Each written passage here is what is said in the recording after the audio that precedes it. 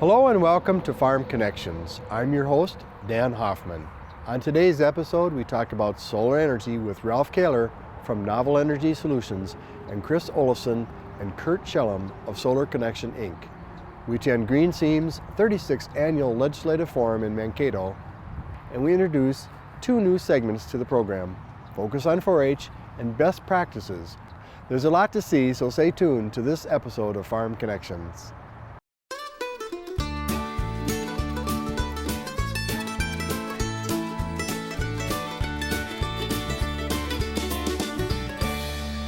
Welcome to Farm Connections with your host, Dan Hoffman. Programming made possible by Alcorn Clean Fuel, a farmer-owned renewable energy producer in Claremont, Minnesota, for more than 20 years producing ethanol, high-protein livestock feed, and corn oil for resale to benefit its members and their communities. Absolute Energy, a locally owned facility, produces 115 million gallons of ethanol annually, proudly supporting local economies in Iowa and Minnesota. Absolute Energy, adding value to the neighborhood. Back in 1944, Sam Bauer had a vision to provide tires and heating oil to families. This second and third generation family-run business is still focused on commercial truck, retread tires, tires for your passenger vehicles, and farm equipment too. Novel Energy Solutions, committed to working with farmers and landowners to deliver a new crop, electricity. More about income potential and lease agreements designed to be top performers at novelenergy.biz.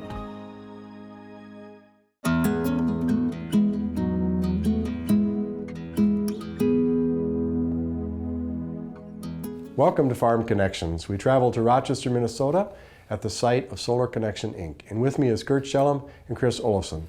Curt, welcome to the show. Dan?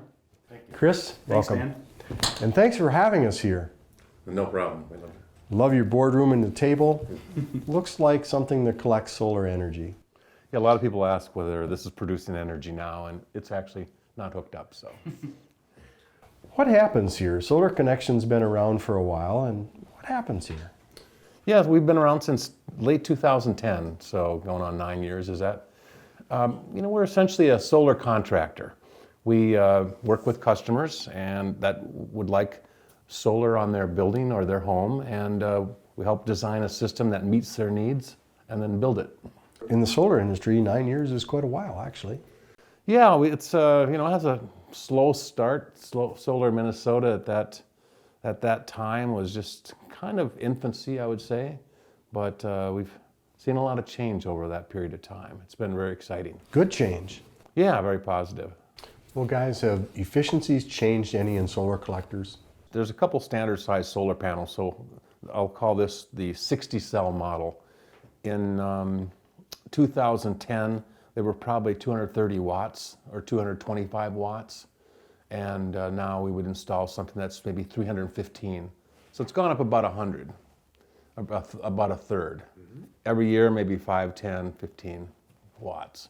And of course, that helps. Not insignificant. No, that's very significant. And in relation to that, it also makes the dollars and cents work better too. Much better. So for one thing, you need less number of panels to produce a certain amount of electricity. So maybe in a home that we installed in 2010 would have needed 30 to offset all their electricity. Perhaps now it's 20. So less space, less installation time. So it's all good. And less cost to the customer. Less cost, yes. What trends are you seeing in the solar industry, Curt? So in our business, we've seen about for many years, 25-30% growth. This year, we're already have seen double the sales, and it's only up from last year, and it's only April. So it's a much bigger year. And I don't know if it's maybe a variety of factors where as you expand, you get more referrals and your outreach is more sophisticated, you know what you're doing.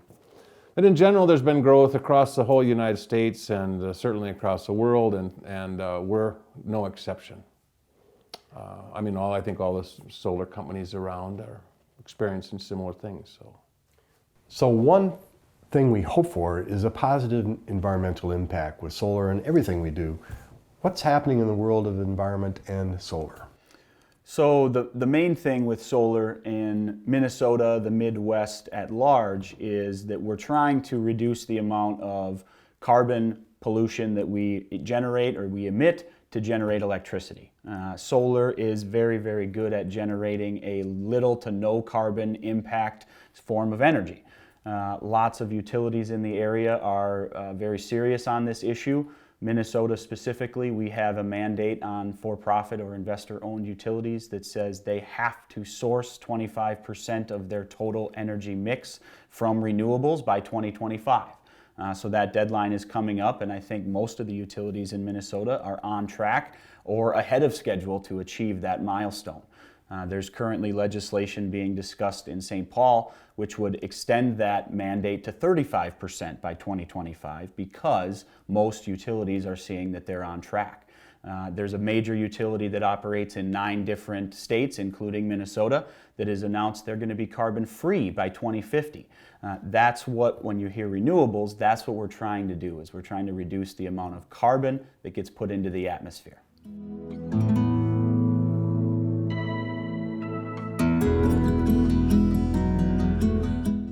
Al, you've got a solar array here that looks pretty impressive. Tell us about it.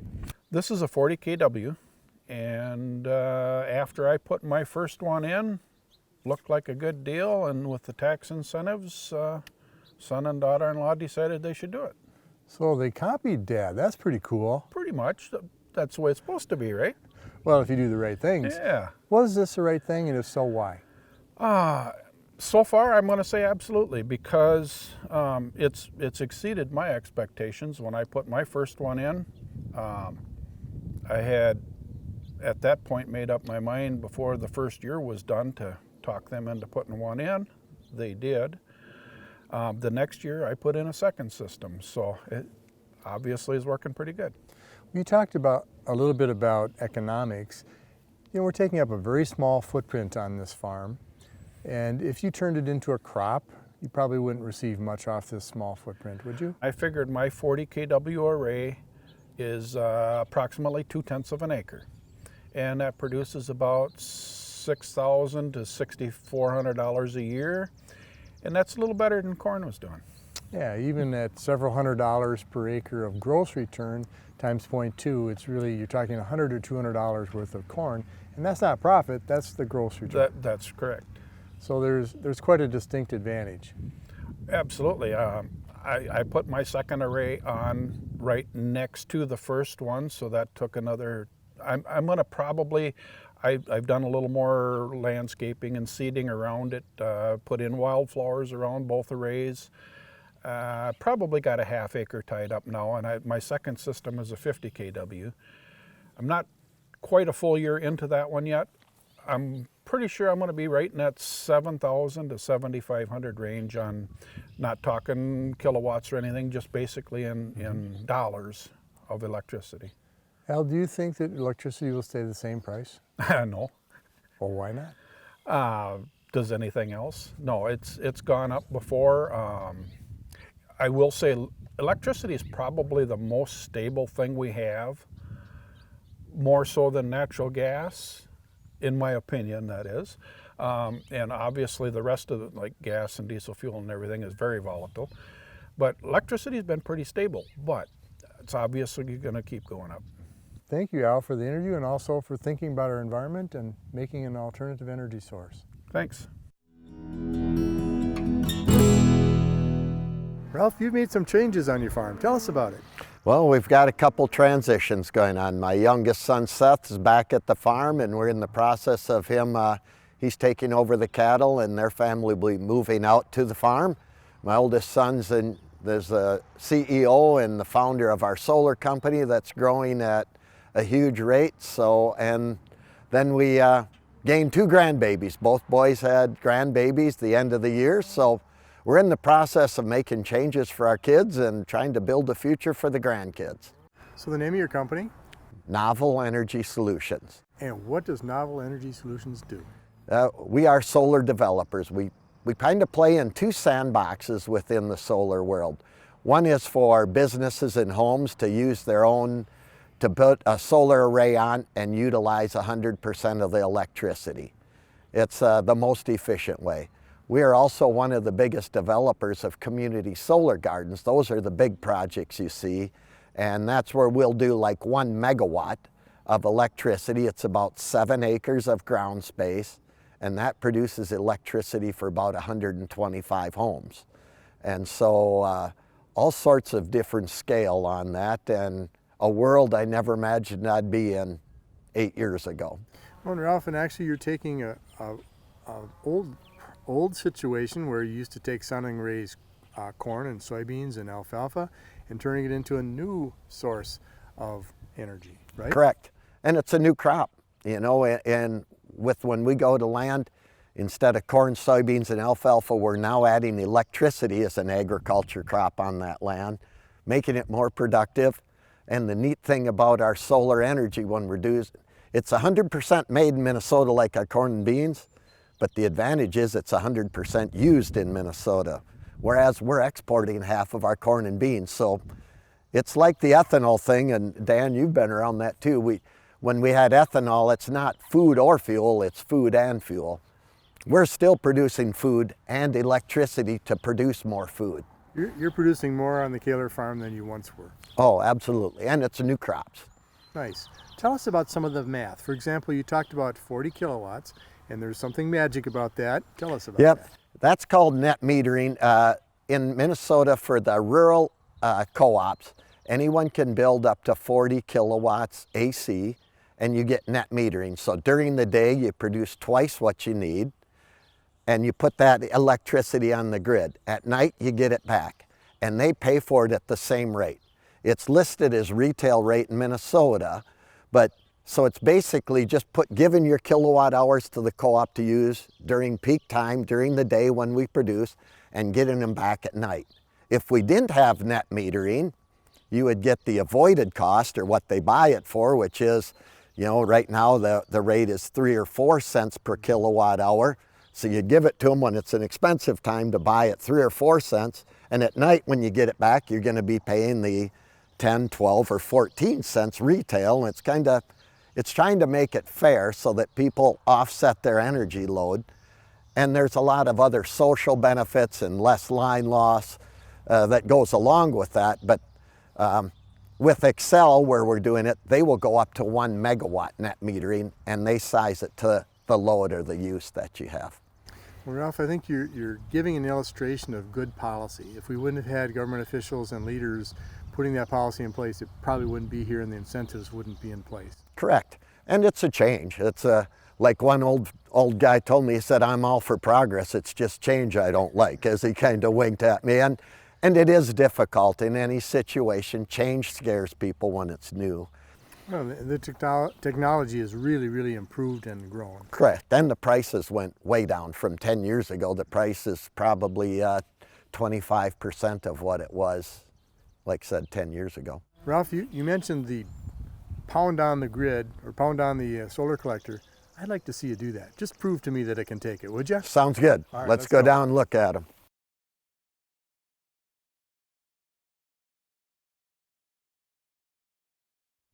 So you get some pretty good material on there, but does it really take a beating? Yep. Yep, these are polycarbonate. What would you give for advice for people that are looking at a system? I think you need to size it properly. You know, look at your use, look at the payback, run the numbers. You need to be, and you want to make sure it's not shaded. You know, that's kind of the 3 big ones, but we're biased. I think it's a way of making things better for the next generation, and you kind of are paying things forward and taking control of one more line item in your business. Sounds like a great project. Thank you for your time. Thank you. Stay tuned for more on Farm Connections. Farm Connections, best practices, brought to you by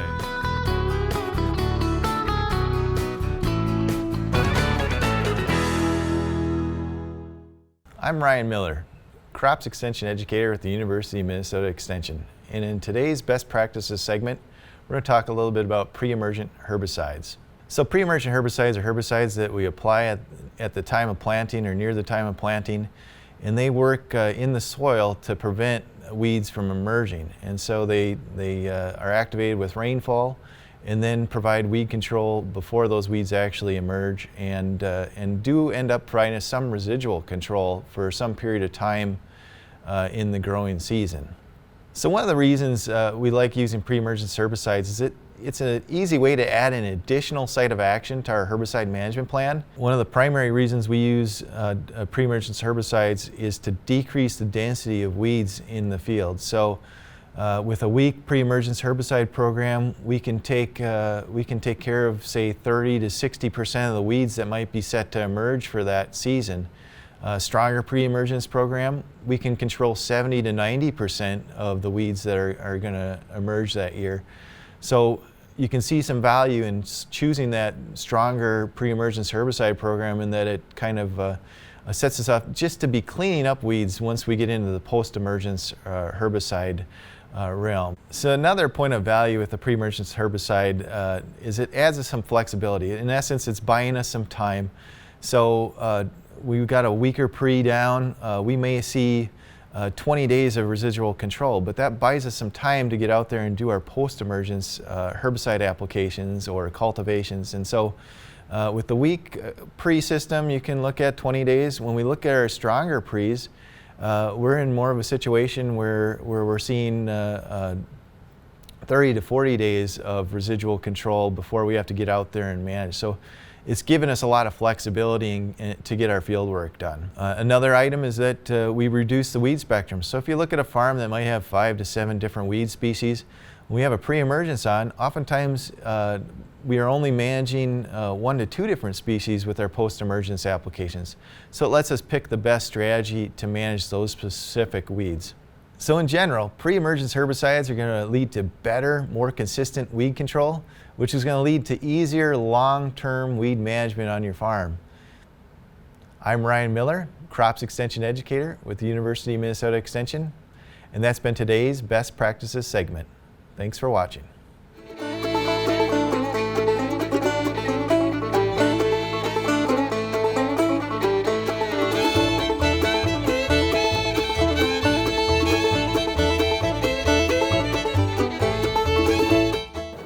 Farm Connections traveled to Mankato, Minnesota at the Verizon Center to learn a little bit about the Rural Legislative Forum that Sam Ziegler from GreenSeam had a lot to do with. Sam, what is happening here? It's great to be here.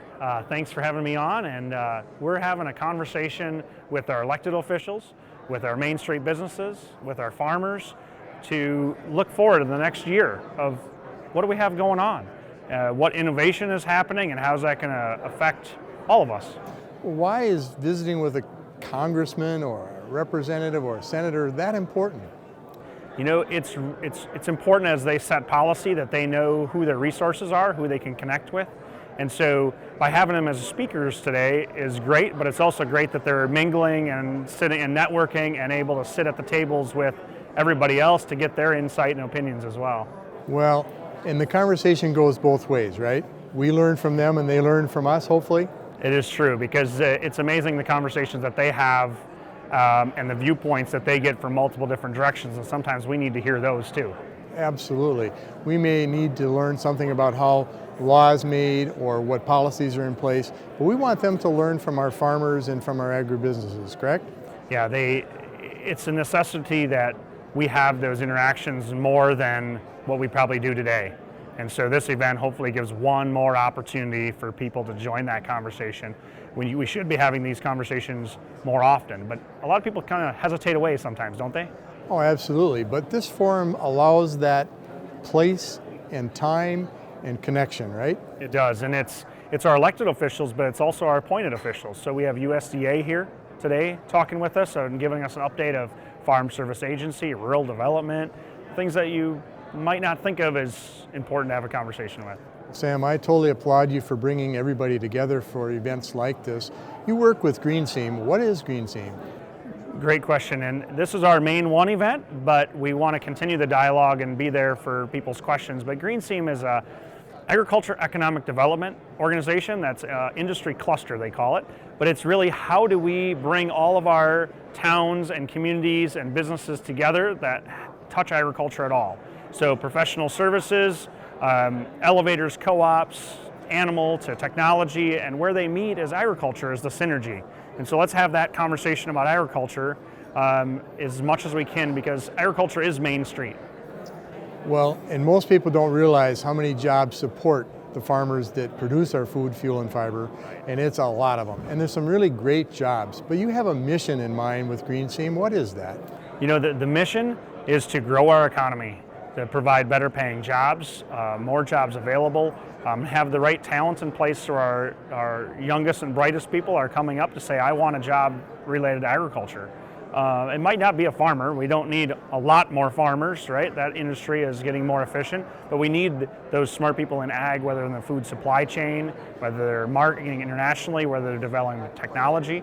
And in our region, in the GreenSeam region, there's 99,000 jobs directly related to ag, which is 1/3 of our workforce. That's amazing. And when you say region, what do you mean? So southern Minnesota, northern Iowa is our GreenSeam territory or region.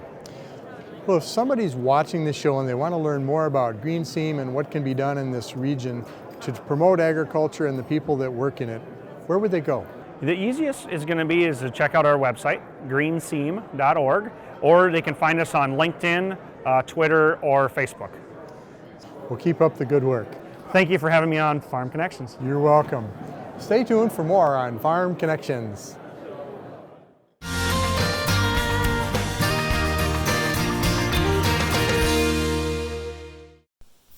Hi, my name is Gigi Otten. I'm from Freeborn County and I'm with the Hayward 4-H Club. Today, I'm going to tell you a little bit about my photography project, all the years I've been in it, and I'm going to share with you a couple photographs that I've taken. Now, the first one I'm going to show you is a picture of a church. Now, this is a really fun photograph because I was, in the moment, inspired to take it. I love to take photographs because I get to capture a moment and share it with everybody else. Another photograph I've taken is out in Colorado while I was hiking. Now, this photograph was very interesting to take, and I had a lot to talk about with the judge. Because as you can see, there are a lot of things going on in it. There's a lot of rock and different textures and reflections. And so a lot that I've learned in photography can help me as I go through life and decide how to appropriately space things and make good presentations. Another photograph I'll share is one of my chickens. So while I was taking this photograph, I definitely learned a lot about having patience and working with animals, because it's very important to let them do as they may because they have a mind of their own, but also to wait for that right moment and get the photograph.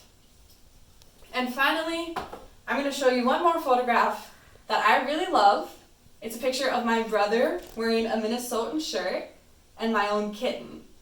So I love this photo just because it was so fun to take, and photography is such a great project because everybody can do it, and this was taken in my own backyard on a great, nice day outside. So that's why I love photography, and I'm happy that I got to share it with you, and I hope that you guys all have a wonderful day.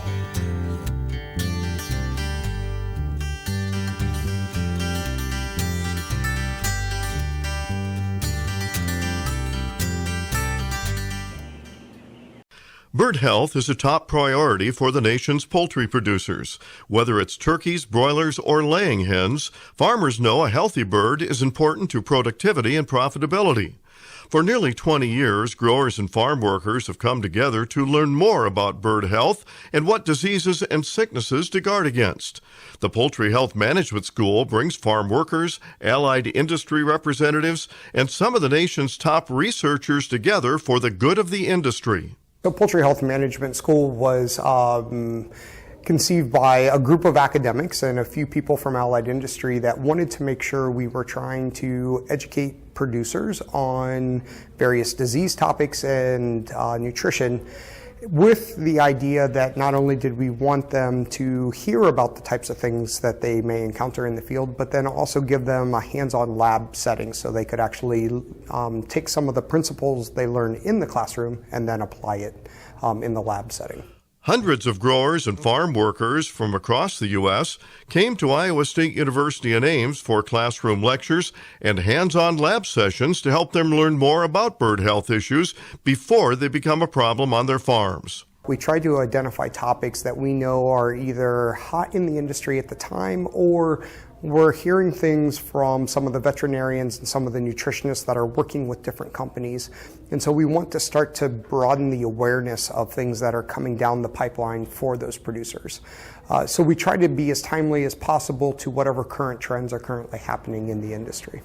The hands-on training helps those on the front lines be better equipped to address health issues when they head back to their own operations. I think it's very important just because it is, changing times, changing diseases, changing issues. It's anywhere from nutrition to ventilation to various case studies that we're getting to see here. This is Lynn Kettleson reporting.